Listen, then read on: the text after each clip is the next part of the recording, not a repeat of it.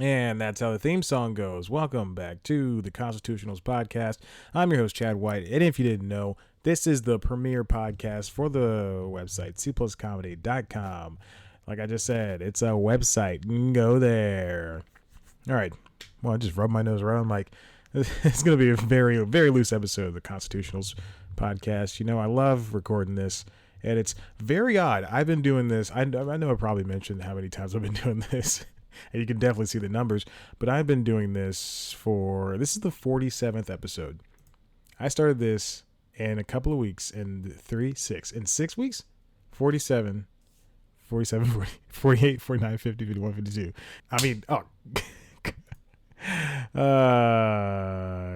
had to bleep a word there, but anyway, let's just pretend that didn't happen.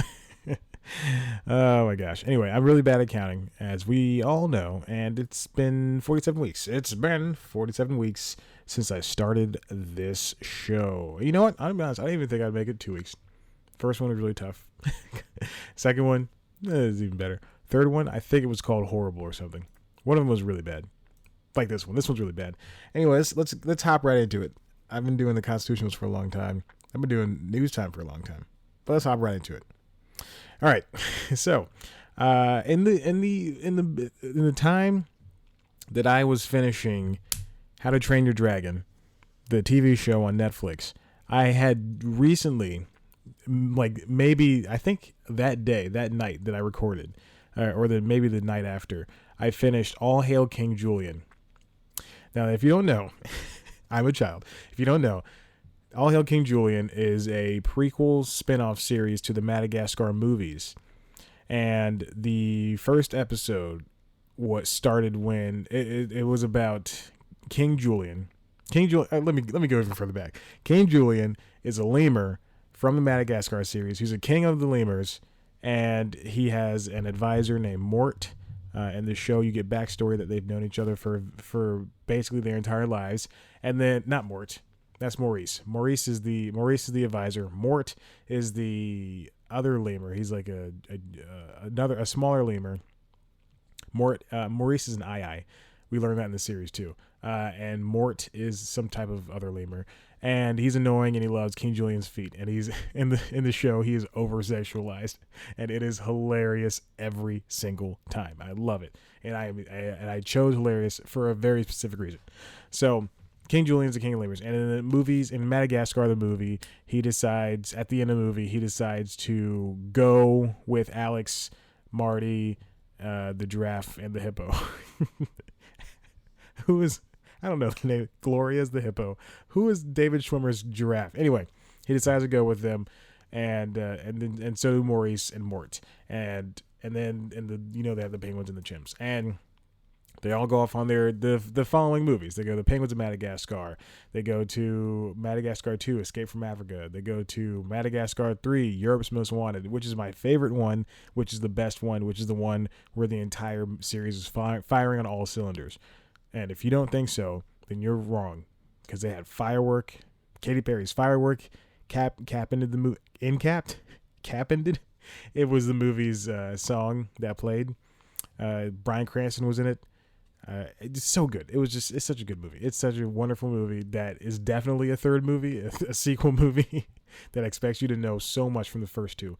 Anyway, so All Hail King Julien is a prequel spinoff series, and it starts about, I assume a year or two before the movie itself, because, so King Julien becomes king in the first episode, and then the entire series, plus a spin-off series of this prequel series called All Hail King Julien Exiled, where King Julien is usurped from the throne by a couple of mountain lemurs, and that's a whole season. It's really good. I really enjoyed that season too. That's actually season 5, I believe. But anyway, King Julien was usurped, and so the entire series is just King Julien trying to run the kingdom, being this young party animal that he is, and he's not voiced by Sacha Baron Cohen, of course. He's voiced by a man named Danny Jacobs. Maurice is voiced by Kevin Michael Richardson, standing in for Cedric the Entertainer, he's doing a good job. They're all Danny Jacobs he's the only, I cannot hear Sacha Baron Cohen as King Julien anymore. I can only hear Danny Jacobs because he's been doing it since the Penguins of Madagascar TV show. And then there's, good Lord, I just dropped the marker that I usually play with when I do these things. And and then Andy Richter reprised his role as Mort, the cute, over-sexualized lemur. It's disturbing how much he's over-sexualized. I could talk for the entire episode about Hail King Julien, but I really don't think I should, because I don't think that'd be a good episode of this podcast. And honestly, I think I'm the only adult who sat there voluntarily without children and watched this episode, watched these TV shows. So, show's been going on. I think it was along with this and this show and what was it? How to Train Your Dragon, I believe. How to Train Your Dragons, there's multiple. I believe those were the first couple of shows that were part of the original DreamWorks pack to do 300 hours of shows for that Netflix. So I wonder how come they don't put movies out.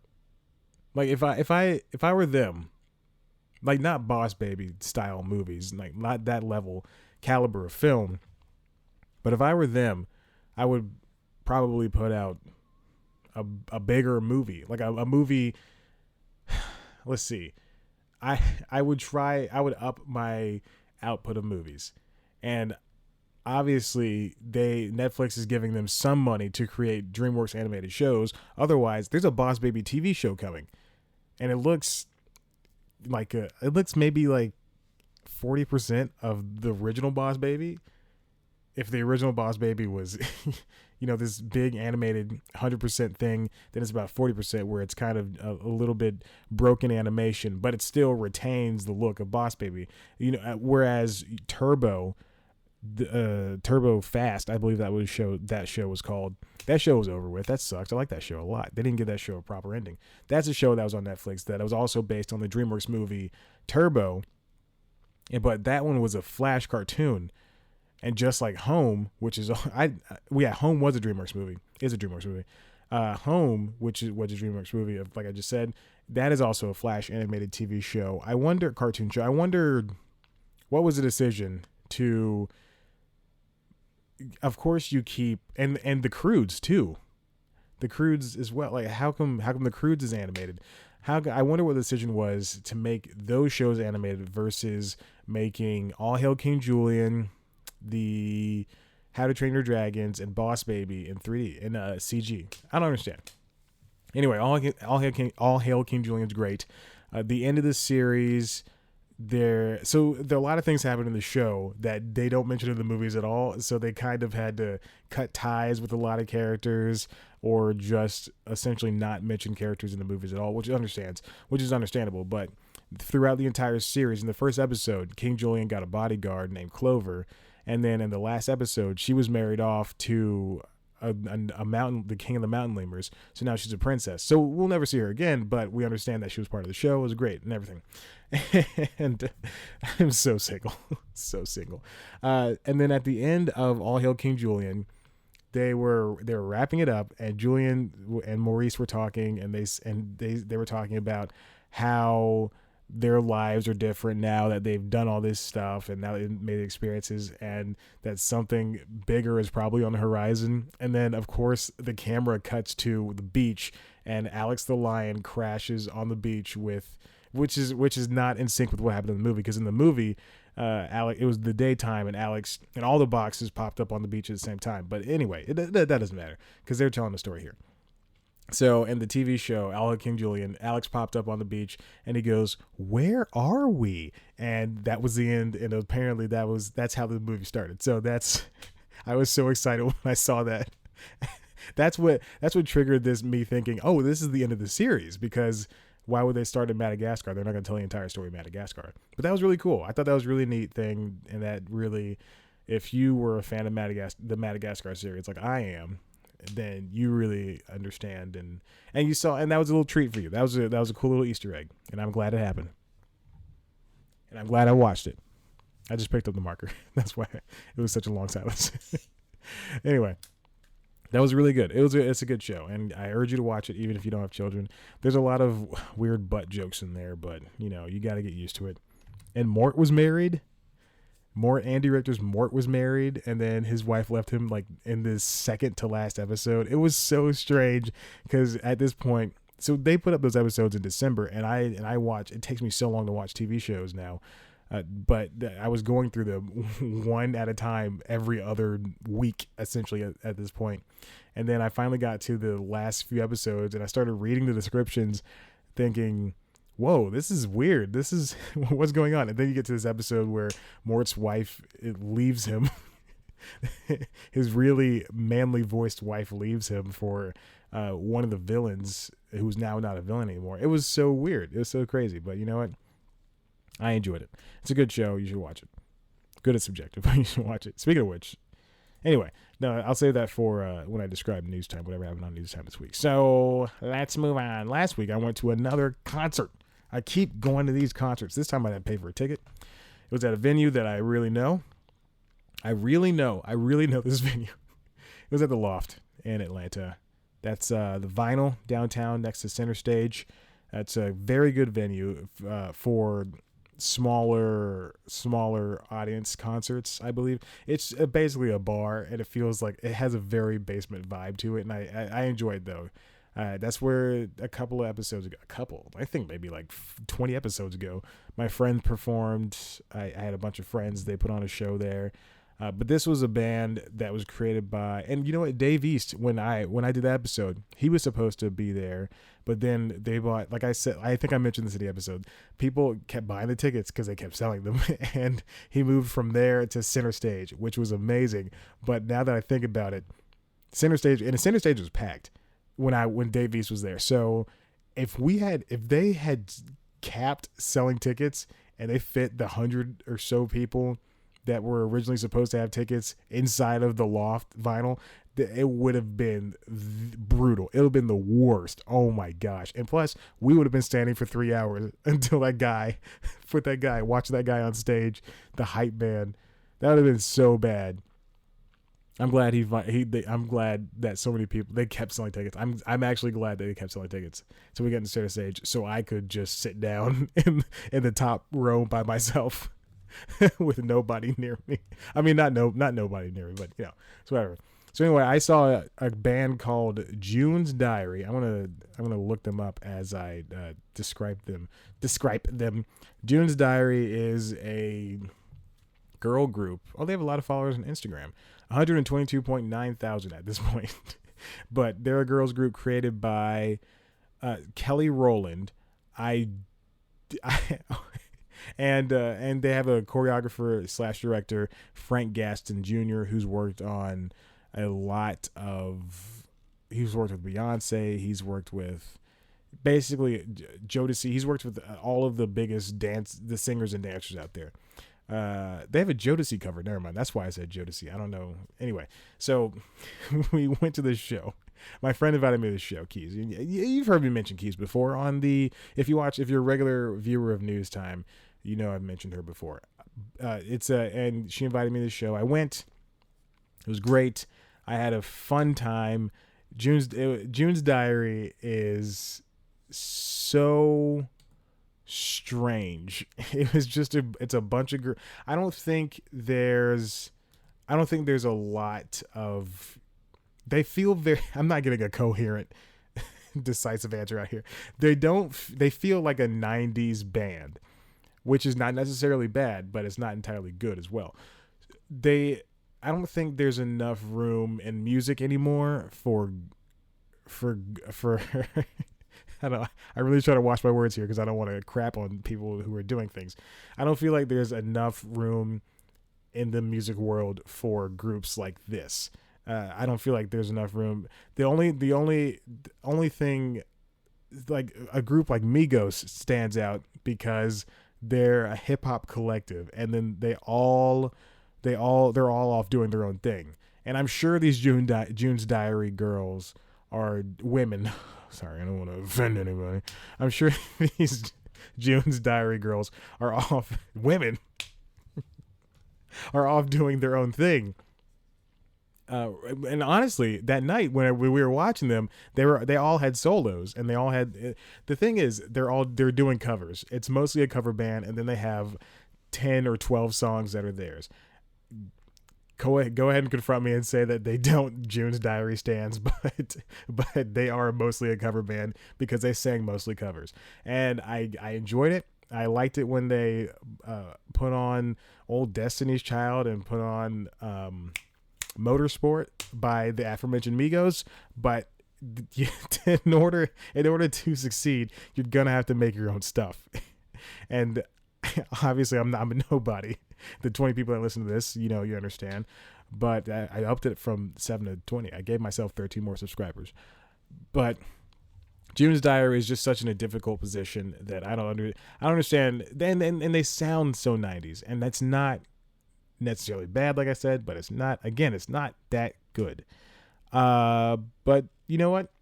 I enjoyed watching them. They're such a beautiful group of women, and I found out one of them was married, and I wasn't happy when I found out. One of them sounds just like Beyonce, and I may or may not fall in love with her. But you know what? You win some, you lose some. So I urge you to go listen to June's Diary. And also, this is very weird. They before they came out, they had I would say about 3 opening acts, all people I've never heard of, and I don't want to say honestly I'll never see them again, but who knows? They were all very different, all very, very different. That's not to say that they weren't good. Also not to say that they were not horrible, because they might have been bad. So all of these people came out, and in between those, the choreographer came out the first time, and he passed out a sheet of paper. I swear to God this happened. Passed out a sheet of paper, and it had 5. Actually, you know what? I took a picture of this. I'm gonna look it up on my photos account. But he passed out a sheet of paper. It had all the songs from this night. Dang it, I don't have it on my photos account. Okay, so it had all these new songs on there, and he said that these are new songs from the EP that we're releasing next month, I believe, next week or next month, and next week is now. So I think he meant next month, and it was all these songs, and they played them, but they didn't. The girls didn't come out. The women didn't come out. The band June's Diary did not come out to sing these songs. Okay, He played the songs over the speakers, and we were supposed to stand there and rate the songs on a scale of, I think it was 1 through 10 or 1 through 5, and see if we liked them or not. And they were going to collect the papers at the end of the night. First of all, they didn't collect the papers at the end of the night. People were just throwing them on the ground. We were trying to find people to give the papers to. We didn't have pens to sign these things. So crazy. But it was a fun night overall. Oh my gosh. If you're ever going to the Loft or Center Stage or Vinyl, it's all the same. It's all in the same building. Don't ever park under there. If you're ever visiting Atlanta, or if you're ever going to see a concert, I'm giving you the hint. Don't pay for parking down there. Do not pay for park. There's a parking garage under. Do not do that. Do not go under that parking garage. It's garbage. You're always going to be stuck in traffic. Park off of Peachtree. Park on Peachtree Street. It's right there, and then walk the block or two. You'll save so much money. You'll only have to pay for parking until 10. So if you get there at 8 and you pay for parking until 10, it's going to be like $2 instead of paying the 10 or $5 or $10. Seriously, it'll save you so much money in the long run. And plus, you'll like the walk back. You'll get to this. I walked it alone. It's safe. No one's going to mess with me, he said. He said before he was murdered. All right, so that was June's Diary.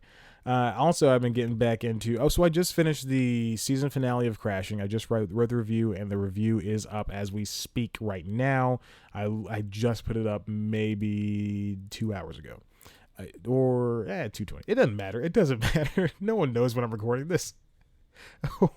Why do I care? Why am I setting up these details? Go read it. It's to give you a little hint about it. I did not like the season finale. I love the show so much. I love Pete Holmes. I love Jamie Lee. I love Judd Apatow. I love Artie Lang. I love Brian. This was a roast battle themed episode, so they brought in the original roast battle crew. Roast battle is when two comedians go up against each other and just spit jokes back and forth and try to tear each other down. And it's a real thing, and I've reviewed the Roast Battles specials that they've had on Comedy Central. Roast Battle started in New York with host Brian Moses, Jeff Ross, and this comedy group called The Wave, who are just a bunch of guys doing stupid things while comedians tell jokes. And so they brought in those guys to do a Roast Battle for Crashing, and it was the Roast Battle parts are good. The issue is, this episode felt very, and I wrote this in my review, and I've said this last week about How to Train Your Dragon 2. It was very Desolation of Smaug. It was an episode of television that posed as a finale, but felt more like the climax of a season, the high point of a season. And I'm not saying the episode was bad. I'm just saying it was misplaced, and it's misrepresenting what Crashing is. So for the first season of Crashing, Pete Holmes was a comedian who was cheated on by his wife, and then at the end of the season, or throughout the season, he's trying to be a comedian. At the end of the season, he's trying to be a comedian and get over the love that he has for his ex-wife. And at the end, he's in this place where he has nobody and nothing, and he's staying with he's staying with the man who his wife cheated on him with, and now they're friends. And so in season 2 but season 2, that's where the issue is. Season 2 is him being a comedian. He's succeeding in being a comedian here and there. He gets a manager. He gets more gigs. He's puts on a benefit for Wayne Fetterman. The older comics like hanging out with him. Bill Burr likes him, and he has a girlfriend. She's a comedian too. And there's so many things happening, and they all just kind of peter off. And nothing comes to a head in this episode except for his relationship. So the finale of course, if you're a fan of Pete Holmes, you know that the relationship is going to break off at some point. He and Jamie Lee, who plays Allie, they dated in real life, and the relationship changed him, admittedly for the better, for him, for the better. So now we know that next season he's going to be an even better comedian, because at the end of this season, he's finally on his college tour. He left town. He left New York on his college tour, doing all the colleges he booked in NACA, that episode prior to this one. But it just feels, this episode is just so misplaced in terms of story. I wish that, and Holmes and Apatow are credited with writing this episode, but I know they have a writer's room because Pete talks about it on his podcast. So I wish I was in that room where it happens, the room where it happens. I wish I was in that room where the room where it happens, where when they were breaking the story, because it doesn't make sense for this to end like this. When not every season of a TV show has to end with some type of finality to it. Like for me personally, I enjoy when a season can tie up loose ends and introduce things, but not expect to be, I want it to feel like an entire story was told over the course of one season. Whereas for, Arrow, every season ends on a cliffhanger. Why can't we just have a season of Arrow where it starts good, bad things happen, and then it gets worse, they try to solve them all, and then it ends good. Where last season, all of the main characters except for Oliver were caught on an island and exploded, and then this season we find out that no one died except for Oliver's baby mama, and so we're supposed to care about this new boy that's in Oliver's life. I hate Arrow so much. I haven't seen the last 3 episodes. Last week I said it wasn't the last 2, and I just didn't watch the third one, so who cares what's going on in that stupid show. So all I'm saying is, for Crashing, I really wish it was handled in a tighter way. I wish things were done right. Done right. I do. I'm sorry to put it that way, but this is not an hour-long procedural show or an hour-long drama. This is a half-hour comedy that needs story structure, and even for what's it called? What's that show that Kumail's on?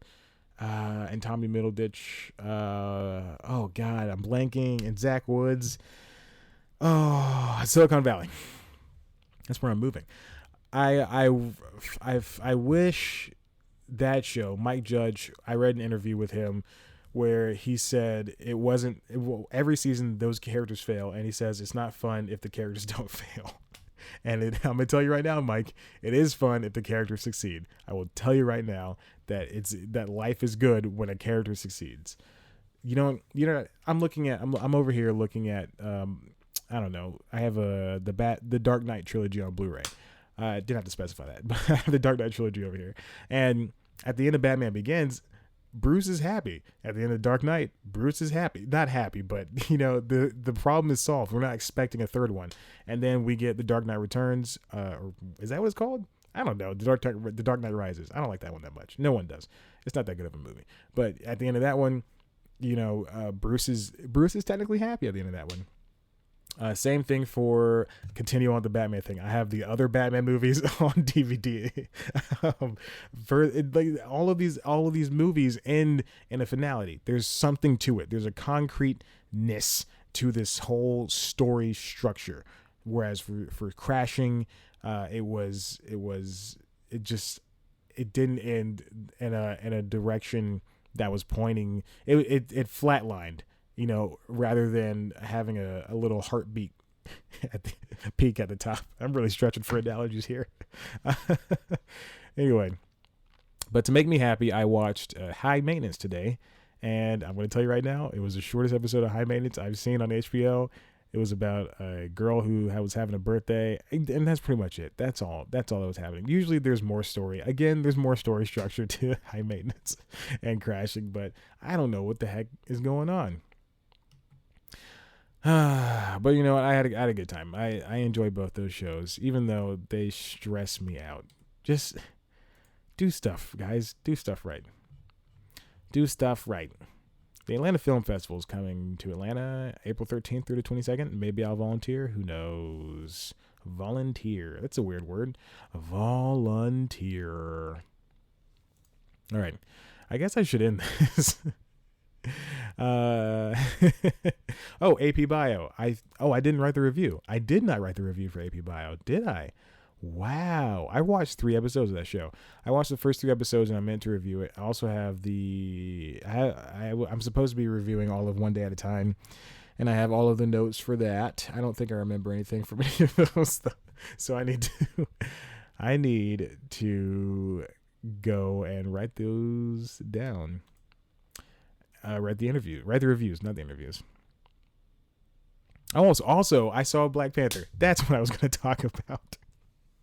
I saw Black Panther. I liked it. I thought it was fine. I was forced to go see it. I didn't want to go see it. I was sick of seeing superhero movies. I've said it before, and I'll say it again. I'm sick of superhero movies because when I was younger, when I was a child, we used to get one every 7 years, and we were happy. It was an event. X-Men 1 comes out, and your Blade comes out. You think you're never going to see another superhero movie again. Now we get one every... this year we're getting, what? We got Black Panther, another Deadpool, I think an X-Men movie. I think that was pushed, though. So I'm still going to count it. The Avengers 3. I was going to say 4. And Aquaman, Ant-Man and Wasp. That's 6 movies. We're getting 6 movies. And those are the ones that I know about. There's probably more. Also, Disney I looked at their slate because I was wondering, again, I'm not a huge fan of superhero movies, but I really love business and entertainment business. And I got an email last week that said that the Avengers movie was pushed up by a week.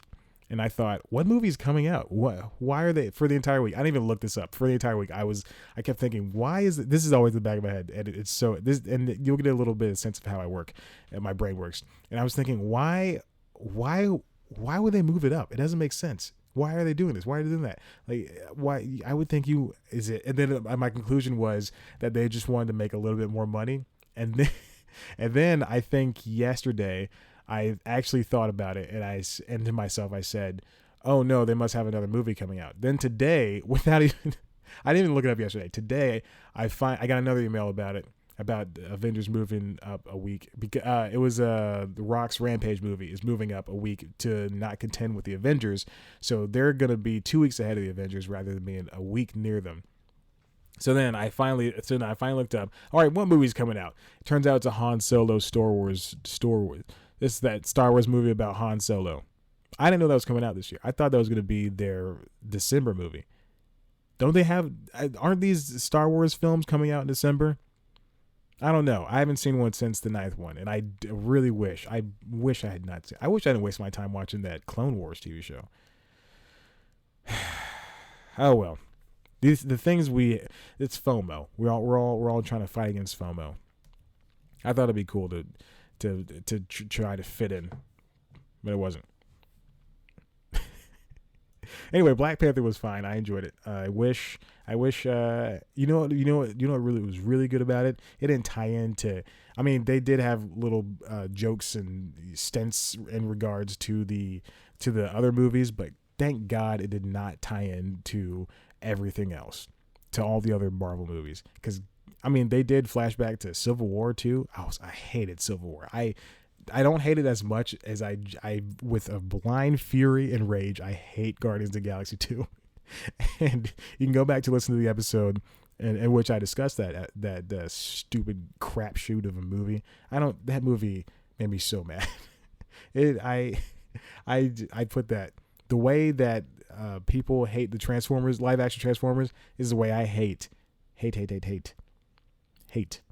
Guardians of the Galaxy movie. That second one. The first one, fine. Second one, trash. Don't ever support that crap. I'm disappointed in James Gunn, the writer of the Scooby-Doo movie and the second Scooby-Doo movie 2, Monsters Unleashed. Yeah, I know you, James Gunn. I knew you before anybody else knew you. Oh, and the Oscars. I meant to talk about, you know what? I should talk about the Oscars. No, I shouldn't talk about the Oscars. It was great. Jordan Peele, congratulations to him. Congratulations to everybody. Very inclusive Oscars. And then you get the think pieces where it says it wasn't inclusive. I thought it was. I mean, plenty of brown people there. Plenty of Guillermo del Toro won Best Movie. You know, you can't win. You can't win all the things. Kumail Nanjiani and Emily V. Gordon were there. Emily stood up when Frances McDormand said, "All the lady creators stand up." It was great. You see all the people you celebrate. I love these people so much. Emily and Jordan and Kumail. Oh God, I love these people so much. And Greta Gerwig was there. Oh, I'm so happy for them. I'm so happy for all of them. Timothy Chalamet, Armie Hammer. I'm just naming people now. Anyway, I'm not going to talk about the Oscars. That was dumb. I don't know why I said that. It went on way too long. It went on for 3.5 hours. It was longer than usual. It was midnight by the time I got to bed. It's crazy. All right. I'm going to hang up. That's how I said it in these episodes. I'm going to hang up. But there was one joke in the Black Panther movie where Black Panther's sister says when Agent Ross Martin Sheen. It's neither of those guys. When Martin Freeman is brought back to the lab in Wakanda and he's shot up, and she goes, "Great, another white boy for us to care for." In my head, I went, "They're talking about the Winter Soldier." That was so great. Also, Winter Soldier is the last good Captain America movie. The first one, fantastic. Second one, stellar. Third one, crap. Just like Guardians of the Galaxy 2. Also, there were again, I went to this movie with my friend Keys. She forced me to go. I told her I wasn't going to see Black Panther. She said, "No, you need to see it because it's black excellence." And I said, "Okay, ma'am." And so she dragged me to see this movie when I didn't want to, because it's a superhero movie. I'll see anything, but when it's a superhero movie, I'm done with it. So, oh God. Anyway. There are these people behind it. She sat in the middle, which I didn't think. I'm sorry. I'm trying to change the channel on the TV because iZombie is starting. Because I'm really into this right now. How do I mute the TV? Oh God, that was embarrassing. I didn't mean to do that. Anyway, so but anyway, we saw it. We started watching the movie. She sat in the middle. She likes to sit. I'm a freak. I'm a freak of nature. I like to sit up front. I like to sit closest to the exit, and I like to sit on the edge of the aisle. So I know what happens and when. You always got to be prepared. But she's a freak, and she likes to sit in the exact middle of the movie theater. Not doing that. That's why I go to movies during the day by myself, because there's no one in there, but I still need to sit by the exit and near an edge of a seat. And so this family was around us, and they kept talking, and this little girl stood up in front of us, and she didn't sit down for at least 2 minutes. Oh my God. And I think the mom took her to go see Peter Rabbit, that Easter Bunny movie. I don't think I know, because she was whispering it so loud when she came back for like the last 10 minutes of the movie, and he said her husband was there, and they had 2 other sons. So the sons and the husband stayed and watched Black Panther. But he said, I don't know the dog's name. Where's Kelly? And she goes, we went to see Peter Rabbit. And she did not sound happy about it. Oh my God. This is why I hate people. And then the idiots behind off. The idiots behind us were just mashing up the popcorn. They had an endless bucket of popcorn. I swear to God, endless bucket of popcorn, and they were just munching along. And it was the most annoying thing I've heard in my entire life. I can't believe that. Why would you continue? I had to move. I moved forward in my seat because it was so loud, and I could hear, and it was smacking. It was the worst, because it was crunch, crunch, crunch, smack, smack, smack, smack, smack, smack, smack. How do you smack popcorn? How do you smack it? That's disgusting. Just chew with your mouth closed, you friggin' idiot. I'm going to end this, because this is way too long, and we're talking about nothing. This is great. This is why I like Constitutionals, because I come in, and I honestly came in with maybe 2 things to talk about: All Hail King Julien and June's Diary. And then I just went off. I went up on these people talking during the movie. They were talking during the movie. They were whispering to each other. They're smacking their popcorn. I cannot wait to buy my own. I think I've said this before as well. I'm gonna buy my own movie theater. Of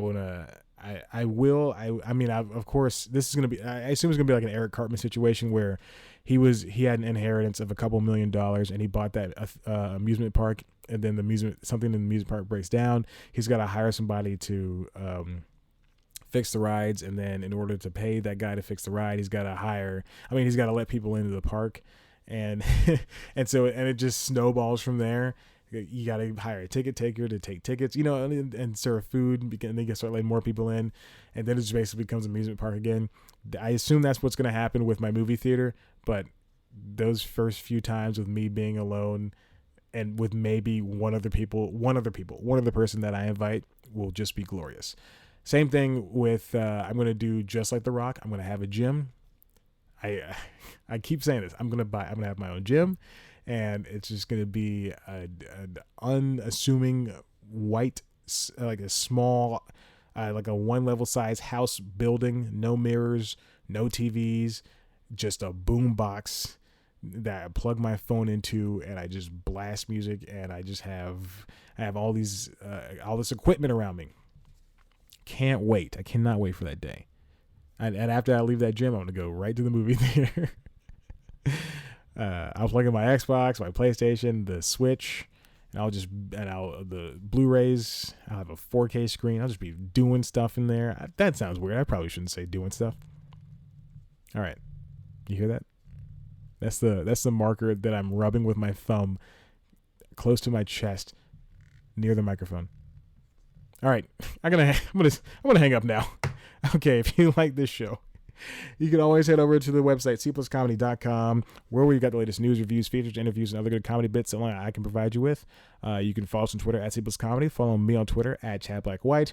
Like us on Facebook. Go to the webpage, youtube.com/cpluscomedy, where we have the premiere show News Time. It's a show it's a news comedy news show, where I just pick a story for the week and I just talk about it. It's written, it's scripted, it's great, it's produced, it's overproduced, honestly. People love it. People love it. We're in the Shorty Awards. Please vote for us. We're not. So, this week's episode is about, it's a weekly show, and this week's episode is about South by Southwest. Actually, in a couple of days, South by Southwest will be starting. It's a 10-day stint in Austin, Texas. So this is the history, and it's turning 25, and it's the same age as me. So if you like indie movies, then you love South by Southwest, obviously, and Sundance, and all the other ones, and TIFF. And that's it. That's the only ones I remember. TIFF. That one just popped in my head. I wish I remember that when I was writing News Time. But anyway, it's a independent movie festival, and there's obviously there's music there because it started as a music festival. There's video games. There's interactive section. It's TV shows. Oh my God, I love it. I love South by Southwest, and one day I will be there. Soon, very soon. And then, so it's about that. And then it's also about the Razzies, the Razzie Awards. They happened every year. They happen the Saturday before the Oscars. And it's just a bunch of idiots talking about what the worst movies of the year were. And it's cute the first few times, but it's wearing thin. I think it started in 86. So that makes it about 22, 23 years old, almost as old as the South by Southwest. So because in 93 they moved to the Austin. I think it started in 86 or 91. Who knows? I'm not gonna look it up. It's obviously in that script. Go watch the episode. It's a good episode talking about one thing I really love, South by, and one thing I really dislike, which is the Razzies. I don't think it does anything to further the movie. You just watch it. I'm not gonna. Anyway, it doesn't do anything to further movies or television. It does. The Razzies take everything away from what South by and Sundance and the Oscars and the Emmys are doing for media. So go watch it. It's great. It's a good episode. I really liked it. I don't know what I'm doing this week. I'll figure it out at some point. I got a new job. I'm serving, so now I have more free time to do and write and shoot stuff. And so maybe it's going to look better. Maybe it won't. Who knows? I love News Time, though. Usually, if this is your first time listening to the Constitutionals, usually this show is about half the length. I don't know what's wrong with me right now, but I'm going overboard, and I'm about 10 minutes into iZombie. It's paused on my DVR. I got to get into it. Oh, so speaking of which, do it. Get into it. Okay. I'm hanging up now. Bye.